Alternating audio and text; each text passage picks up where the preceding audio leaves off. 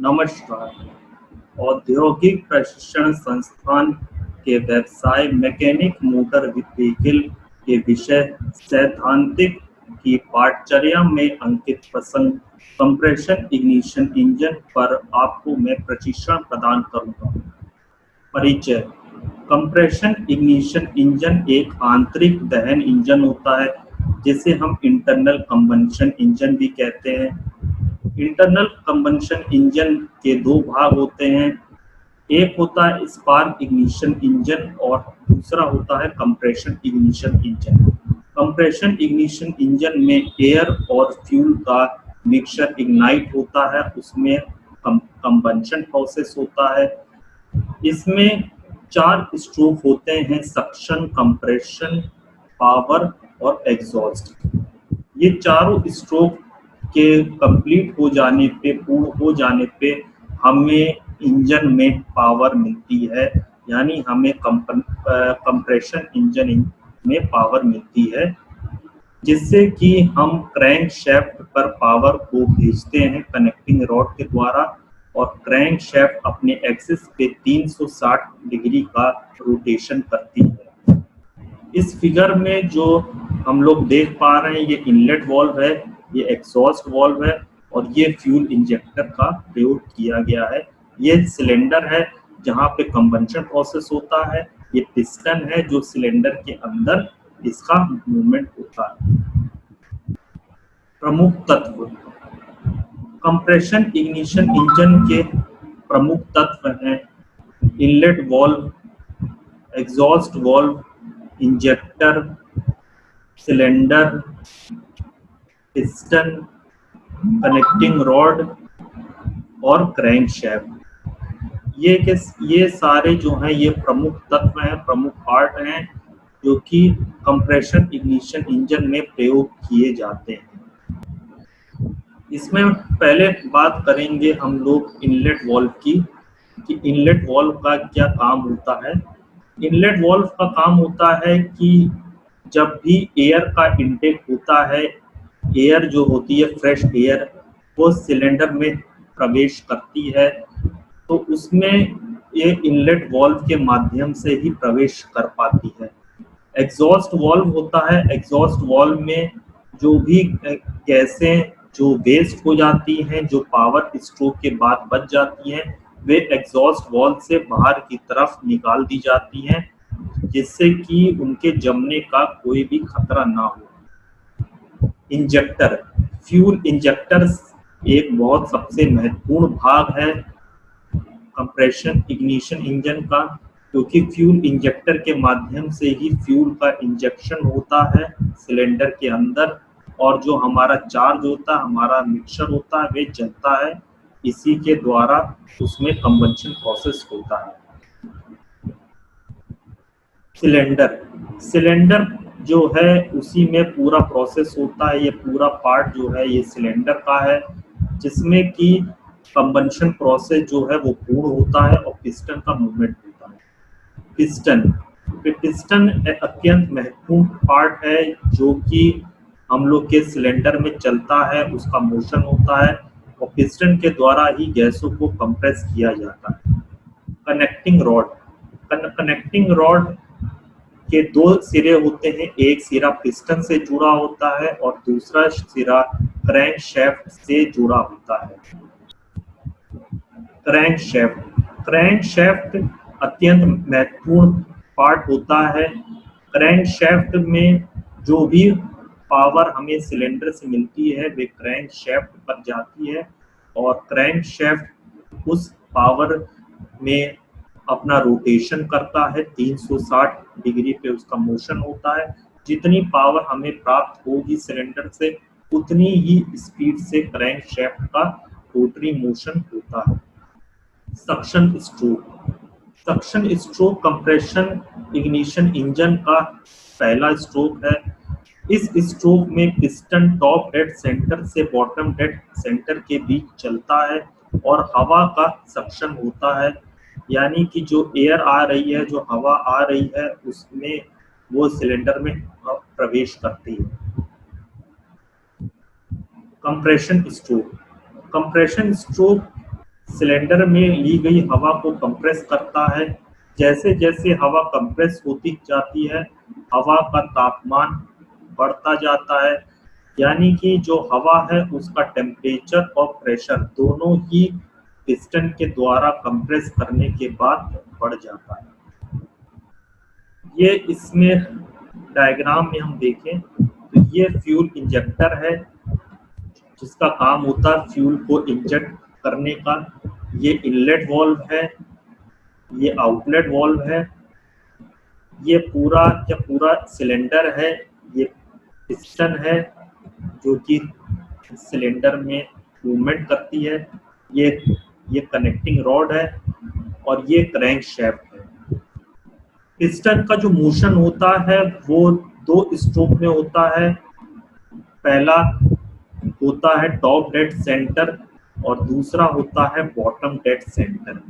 Piston का जो motion होता है वो टॉप डेड सेंटर से बॉटम डेड सेंटर या बॉटम डेड सेंटर से टॉप डेड सेंटर के बीच ही होता है।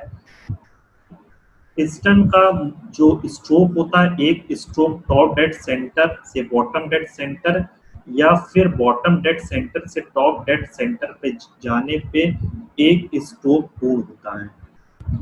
कंप्रेशन स्ट्रोक में जो पिस्टन होता है वो बॉटम डेड सेंटर पे होता है और वे अपना मोशन टॉप डेड सेंटर की तरफ करता है। जब वे टॉप डेड सेंटर पे पहुंच जाता है तब उसका एक स्ट्रोक पूर्ण होता है, यानी कि कंप्रेशन स्ट्रोक उसका पूर्ण होता है। तो ये बहुत ही महत्वपूर्ण है कि ये हमें पता हो कि पिस्टन का मोशन टॉप डेड सेंटर से बॉटम डेड सेंटर या फिर बॉटम डेड सेंटर से टॉप डेड सेंटर के बीच हो। पावर स्ट्रोक, कंप्रेशन स्ट्रोक के अंत में और पावर स्ट्रोक के पहले इंजेक्टर के द्वारा फ्यूल का स्प्रे होता है, जो कि सिलेंडर में फ्यूल का प्रवेश भी होता है। फ्यूल इंजेक्टर के द्वारा ही फ्यूल जो है वो सिलेंडर में प्रवेश कर सकता है, अन्य किसी माध्यम से इसका प्रवेश नहीं हो सकता। फ्यूल का सिलेंडर में प्रवेश होने के साथ ही सिलेंडर में इग्निशन प्रोसेस शुरू हो जाता है। ये इग्निशन प्रोसेस जो है वे कंबंशन के लिए बहुत ही महत्वपूर्ण है। कंबंशन प्रोसेस के पूर्ण होने के बाद ही हमें पावर प्राप्त होती है इंजन से। इंजन से प्राप्त पावर को हम लोग कनेक्टिंग रॉड के द्वारा क्रैंक शैफ्ट तक पहुंचाते हैं या क्रैंक शैफ्ट तक भेजते हैं। कनेक्टिंग रॉड का एक सिरा पिस्टन से कनेक्टेड होता है तो दूसरा सिरा क्रैंक शैफ्ट से कनेक्टेड होता है। क्रैंक शैफ्ट का काम होता है कि जो भी पावर हमें सिलेंडर से प्राप्त हो रही है उसके में पावर में अपनी स्पीड को कन्वर्ट करके, यानी कि जो भी मैकेनिकल एनर्जी है उसको अपने रोटरी मोशन में कन्वर्ट करके अपनी एक्सिस पे वो 360 डिग्री पे उसका रोटरी मोशन होता है। क्रैंक शैफ्ट के मोशन के साथ ही इंजन चालू हो जाता है और हमें जो है वो चारों स्ट्रोक जो हैं उनमें पावर प्राप्त होने लगती है। तो ये बहुत ही महत्वपूर्ण है कि क्रैंक शैफ्ट जो है वो जो सिलेंडर से प्राप्त होती है पावर, वो क्रैंक शैफ्ट को प्राप्त हो जाए कनेक्टिंग रॉड के माध्यम से और क्रैंक शैफ्ट अपना मोशन जो है अपनी एक्सिस पे अपना रोटेशन वो कर सके। अब बात करते हैं एग्जॉस्ट स्ट्रोक की। Exhaust stroke compression ignition engine का चौथा स्ट्रोक होता है या अंतिम स्ट्रोक होता है। इस स्ट्रोक में जो पिस्टन होता है सिलेंडर के अंदर, उसका मोशन जो है वह बॉटम डेड सेंटर से टॉप डेड सेंटर की तरफ होता है। पिस्टन जो है वे जो एग्जॉस्ट गैसें होती हैं, जो पावर स्ट्रोक के बाद जली हुई गैसें होती हैं या वेस्ट गैसें होती हैं जिनका कोई सिलेंडर में काम नहीं होता है, वे इन गैसों को ऊपर की तरफ या बाहर की तरफ धकेलता है, जिससे ये जो बची हुई गैसें हैं ये एग्जॉस्ट वाल्व से बाहर की तरफ चली जाए।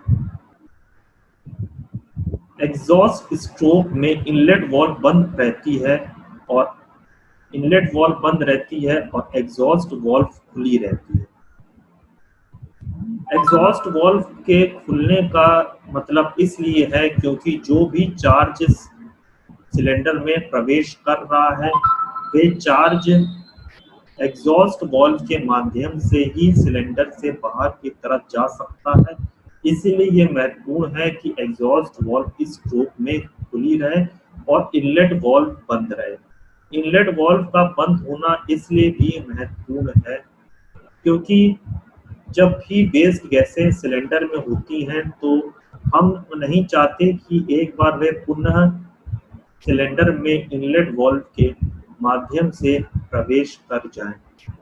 इसीलिए हम लोग इनलेट वाल्व को इस पूरे स्ट्रोक के समय बंद रखते हैं, जिससे कि कोई भी गैस जो है वो वापस इनलेट वाल्व की सहायता से सिलेंडर में प्रवेश ना कर जाए और एग्जॉस्ट वाल्व की सहायता से बाहर की तरफ चली जाए।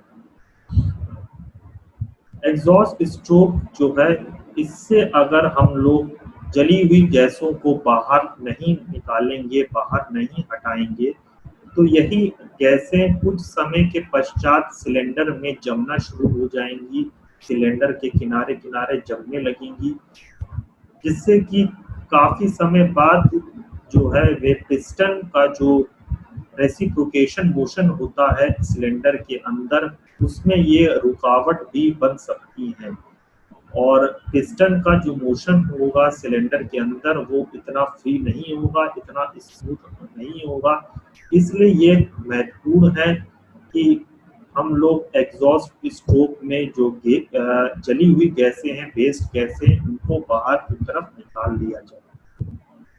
एप्लीकेशन कंप्रेशन इग्निशन इंजन का एप्लीकेशन कहाँ होता है।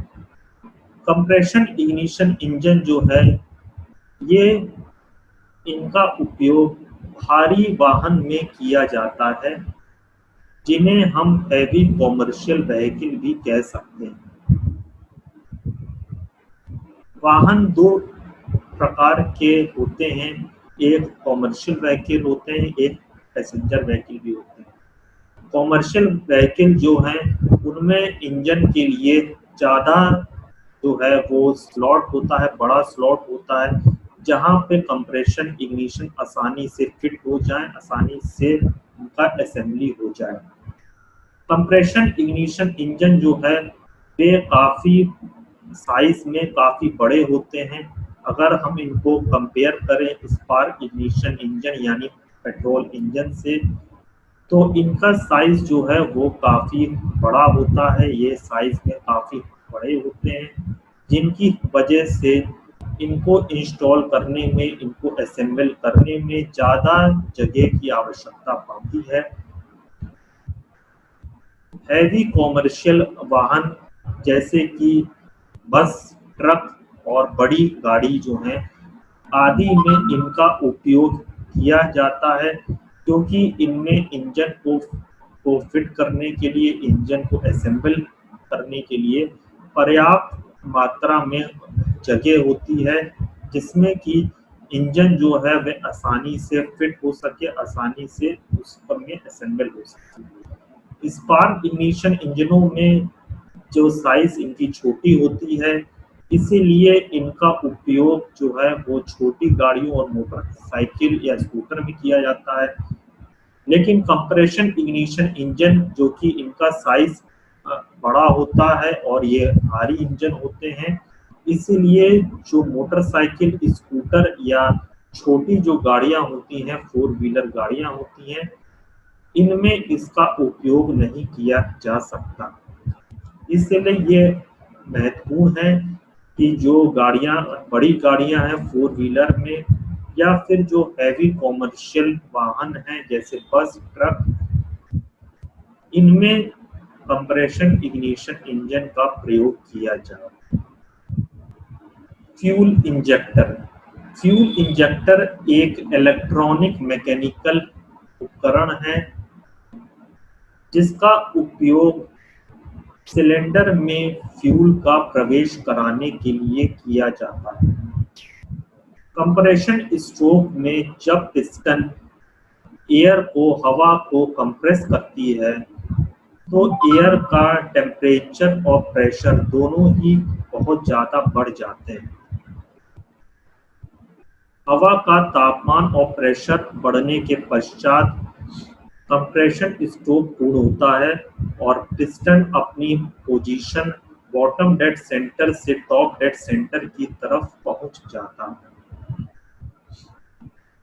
पिस्टन के टॉप डेड सेंटर में पहुंचने पे कंप्रेशन स्ट्रोक जो है वो पूर्ण होता है, यानी एक पूरा स्ट्रोक जो है वो पूर्ण होता है। इसके बाद पावर स्ट्रोक शुरू होने के पहले हम लोग फ्यूल इंजेक्टर के द्वारा फ्यूल को स्प्रे करते हैं सिलेंडर में, यानी फ्यूल को हम लोग सिलेंडर में भेजते हैं फ्यूल इंजेक्टर के द्वारा। फ्यूल इंजेक्टर जो है ये फ्यूल का स्प्रे करता है सिलेंडर के अंदर। फ्यूल इंजेक्टर के निचले भाग को जो है वे नोजल कहा जाता है।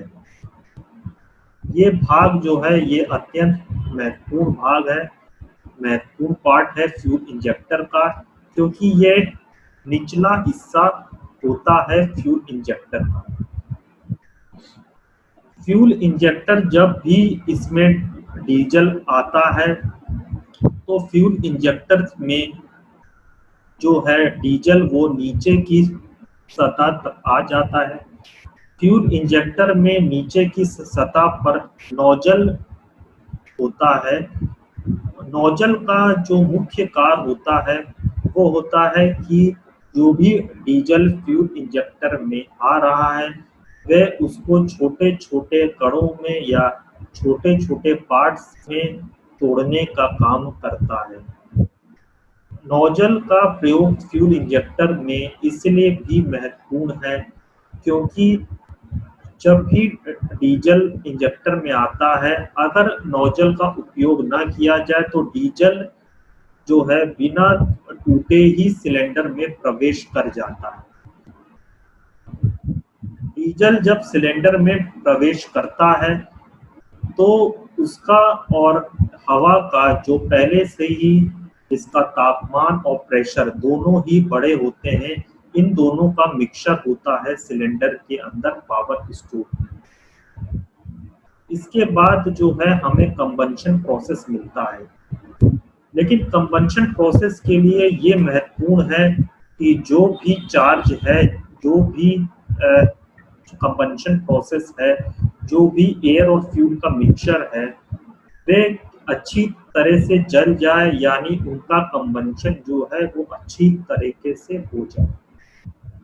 अगर एयर और फ्यूल का कंबंशन जो है, इनका इग्निशन जो है वे अच्छी तरीके से नहीं होगा या कुछ पार्ट जो है वे फ्यूल का या कुछ पार्ट एयर का अगर बच जाता है सिलेंडर के अंदर तो ये जो है अच्छी जो कंबंशन प्रोसेस है ये अच्छा नहीं माना जाएगा। इसलिए ये महत्वपूर्ण है कि जो नोजल का प्रयोग हम करते हैं ये फ्यूल के कणों को छोटे छोटे भाग में तोड़ के सिलेंडर में प्रवेश कराए। ऐसा करने से ये होगा कि जो भी कण सिलेंडर में प्रवेश करेंगे वो बड़े छोटे छोटे कण होंगे और वे आसानी से हवा के साथ इनका मिश्रण हो सकेगा, क्योंकि हवा क्या है वो उसका तापमान और प्रेशर पहले से ही बड़े होते हैं और जब डीजल का नोजल के द्वारा स्प्रे होता है तो जो छोटे छोटे कण जो टूट के सिलेंडर में प्रवेश करते हैं वे हवा के साथ एयर के साथ आसानी से मिक्स हो जाते हैं, इनका आसानी से मिश्रण हो जाता है और वे मिश्रण जो है वे अच्छी तरीके से इग्नाइट हो जाता है और हमें कंबंशन प्रोसेस जो है वे बहुत ही अच्छा कंबंशन प्रोसेस प्राप्त हो जाता है, क्योंकि कंबंशन प्रोसेस के पश्चात हम चाहते हैं कि जितना चार्ज जो है एयर और फ्यूल का वो अधिकतम जो है चार्ज वे जल जाए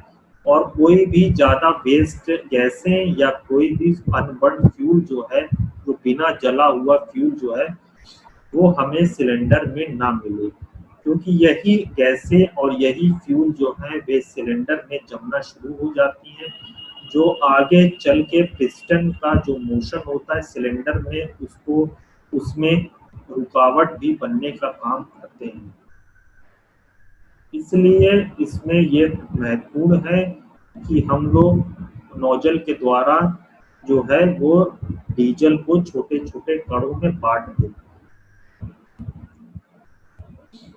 कंप्रेशन रेशियो जो है वे कंप्रेशन इग्निशन इंजन के लिए 14:1 से 22:1 के बीच होता है। कंप्रेशन रेशियो जो होता है वे होता है कितनी मास में एयर आ रही है उसके अनुपात में कितना फ्यूल जो है वे सिलेंडर में प्रवेश कराया जा रहा है। इसी अनुपात को, इसी रेशियो को हम कंप्रेशन रेशियो कहते हैं।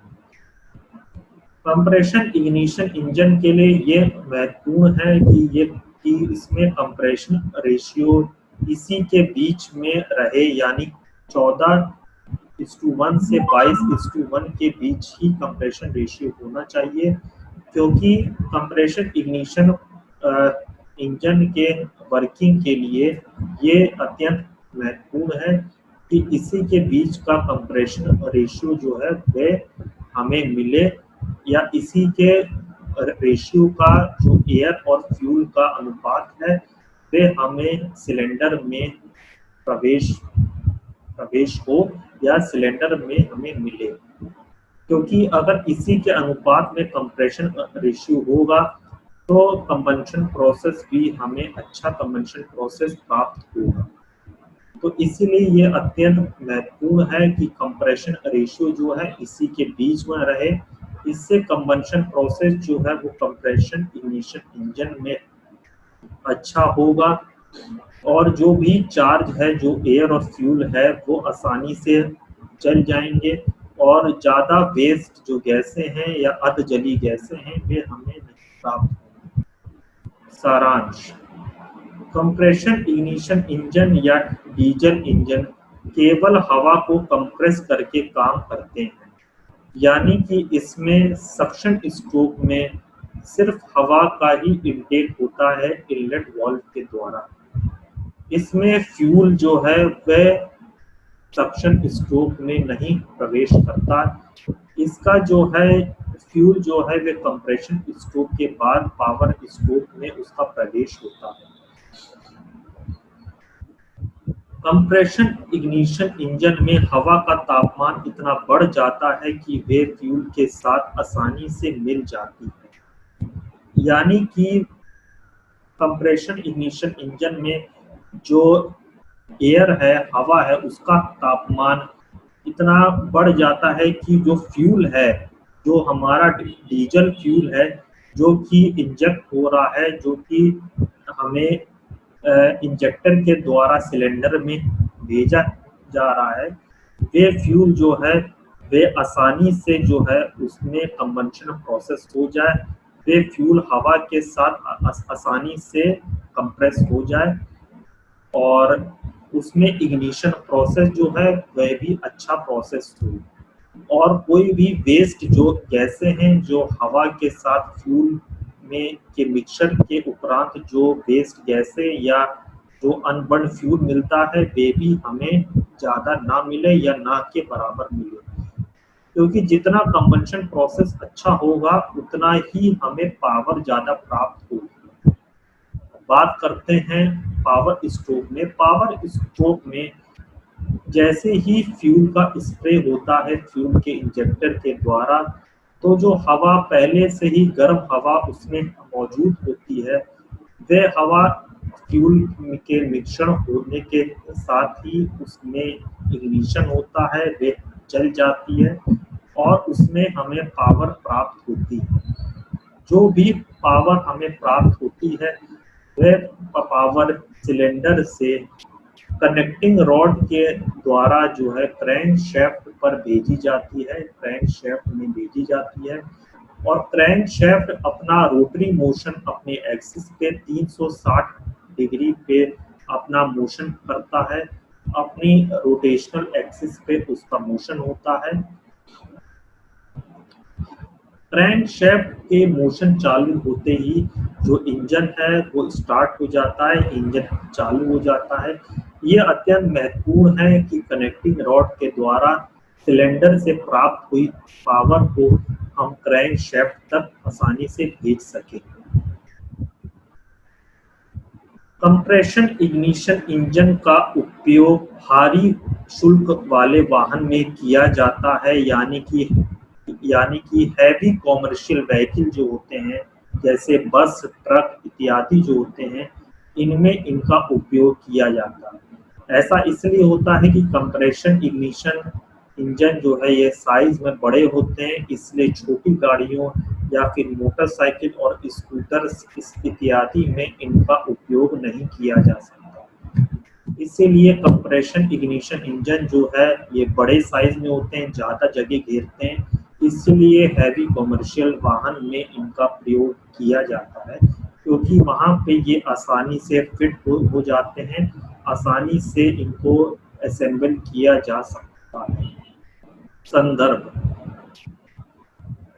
जो ये प्रसंग है कंप्रेशन इग्निशन इंजन, इसके लिए हम लोग ने auto.howstuffworks.com साइट में हम लोगों ने इसका मटेरियल प्राप्त किया है। इसके अलावा जो है